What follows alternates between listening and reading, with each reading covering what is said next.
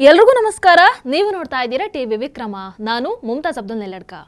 ವೀಕ್ಷಕರೇ, ನಮ್ಮೆಲ್ಲರ ಹೆಮ್ಮೆಯ ಮಾಸ್ಟರ್ ಇವತ್ತು ರಾಜ್ಯಸಭೆಗೆ ಪ್ರವೇಶವನ್ನ ಮಾಡ್ತಾ ಇದ್ದಾರೆ.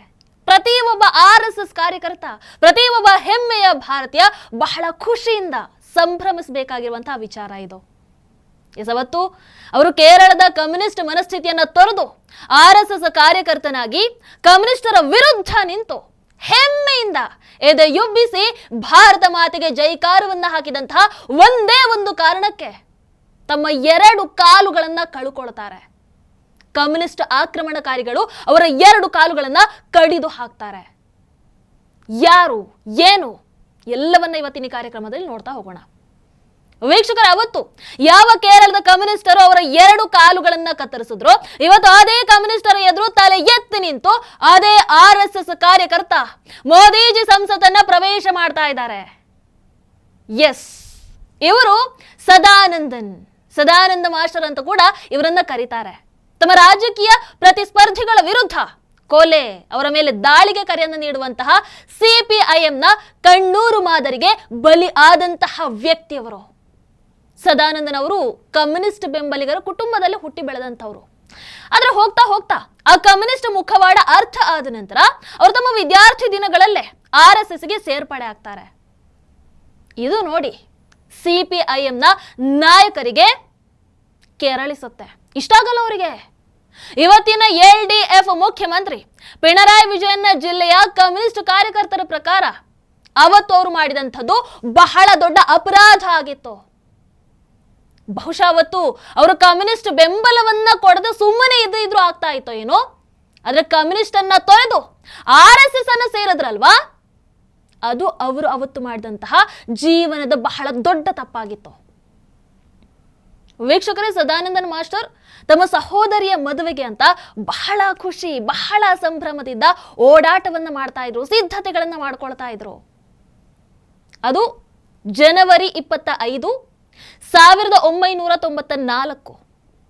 ಸದಾನಂದನ್ ಮಾಸ್ಟರ್ ಅವರು ಮದುವೆ ಪತ್ರಿಕೆಗಳನ್ನು ಕೊಡೋದಕ್ಕೆ ಕಾರಿನಲ್ಲಿ ಹೊರಟು ನಿಂತಿದ್ರು.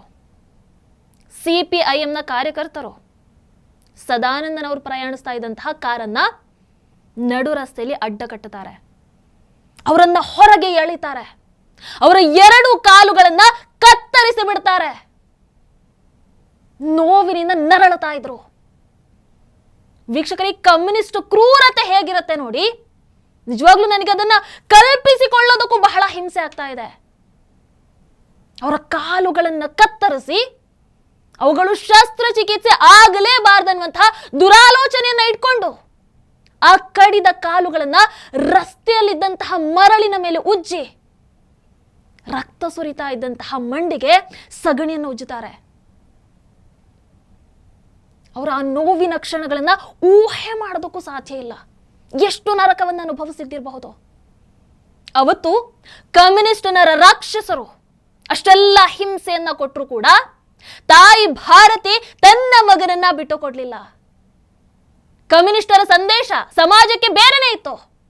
ಆದ್ರೆ ಅಂತಹ ಕಮ್ಯುನಿಸ್ಟರಿಗೆ ತಾಯಿಯ ಸಂದೇಶ ಬೇರೆಯದೇ ಆಗಿತ್ತು. ಇಷ್ಟೆಲ್ಲ ಆದ್ರೂ ಕೂಡ ಮಾಸ್ಟರ್ ಉಸಿರಾಡ್ತಾ ಇದ್ರು.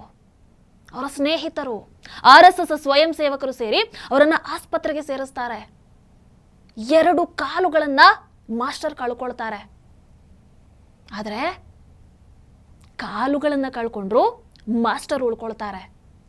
ತಾಯಿ ಭಾರತೀಯ ರಕ್ಷಣೆಗೆ ಇನ್ನಷ್ಟು ಬಲಿಷ್ಠರಾಗ್ತಾರೆ. ಆಗ ಸದಾನಂದನ್ ಅವರಿಗೆ 30 ವರ್ಷ ವಯಸ್ಸಾಗಿತ್ತು.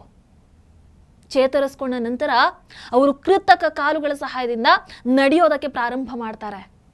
ನಂತರ ತ್ರಿಶೂರು ಜಿಲ್ಲೆಯ ಪೆರಮಂಗಲಂನಲ್ಲಿರುವಂತಹ ಶ್ರೀ ದುರ್ಗಾ ವಿಲಾಸಂ ಹೈಯರ್ ಸೆಕೆಂಡರಿ ಶಾಲೆಯಲ್ಲಿ ಕೆಲಸವನ್ನ ಮಾಡೋದಕ್ಕೆ RSS ಅವರಿಗೆ ಸಹಾಯವನ್ನ ಮಾಡುತ್ತೆ.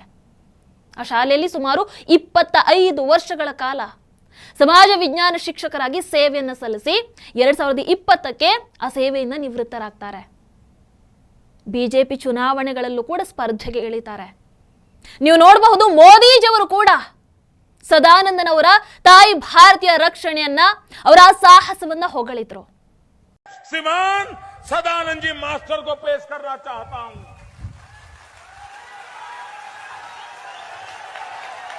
ये सदानंद जी मास्टर भाइयों बहनों, मैं देशवासियों को कहना चाहता हूं, ये कैसे लोग हैं? ये सदानंद जी मास्टर, उनका कोई गुनाह नहीं था। वो भारत माता की जय बोलते थे। उनका एक ही गुनाह था, वो देश के गरीबों के लिए अच्छे रास्ते पर चलना चाहते थे। और जब उन्होंने अपने विचारों के अनुसार काम करना शुरू किया तो इन कम्युनिस्ट पार्टी ने उनके दोनों पैर काट दिए। आज वो आर्टिफिशियल पैर लगा करके आज भी हिम्मत के साथ सेवा भाव से देख केरल की जनता की सेवा कर रहे हैं। जो लोग दिन रात हम पर आरोप लगाते हैं, मैं उन लोगों को पूछना चाहता हूं, दिल्ली में आंखें बंद कर करके जो बैठे हैं, मैं उनको पूछना चाहता हूं, क्या गुनाह था सदानंद मास्टर जी का जिनके पैर काट दिए गए क्योंकि उनकी विचारधारा से आप सहमत नहीं थे? ಕೇರಳದಲ್ಲಿ ನಡೆದಂತಹ ಜನರಕ್ಷಾ ಹೋರಾಟ ಯಾತ್ರೆಯಲ್ಲಿ ಅವರು ಮುಂಚೂಣಿಯಲ್ಲಿದ್ರು.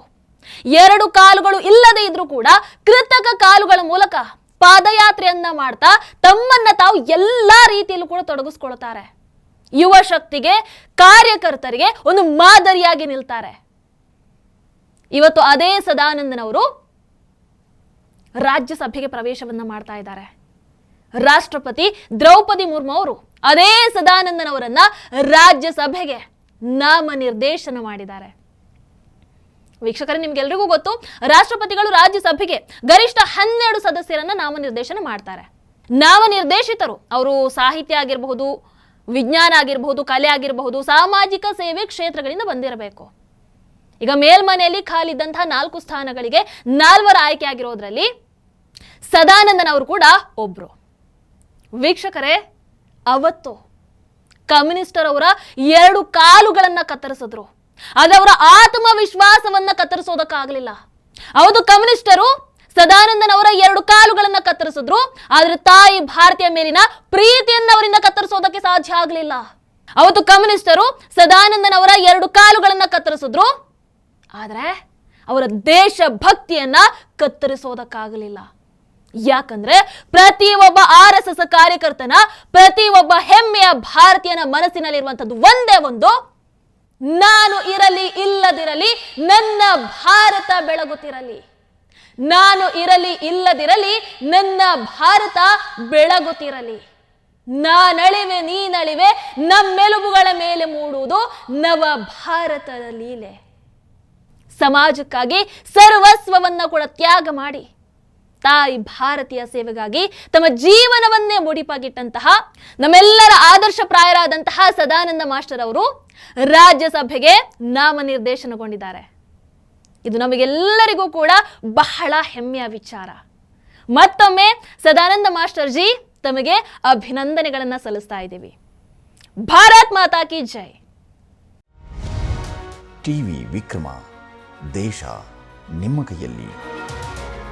ಈ ಕಾರ್ಯಕ್ರಮ ನಿಮಗೆ ಇಷ್ಟ ಆಗಿದ್ದಲ್ಲಿ ಲೈಕ್, ಶೇರ್ ಹಾಗೂ ಕಮೆಂಟ್ ಮಾಡಿ. ಟಿವಿ ವಿಕ್ರಮದ ಕಾರ್ಯಕ್ರಮಗಳನ್ನು ನಿರಂತರವಾಗಿ ವೀಕ್ಷಿಸಲು ಸಬ್ಸ್ಕ್ರೈಬ್ ಮಾಡಿ, ಬೆಲ್ ಐಕನ್ ಒತ್ತಿ.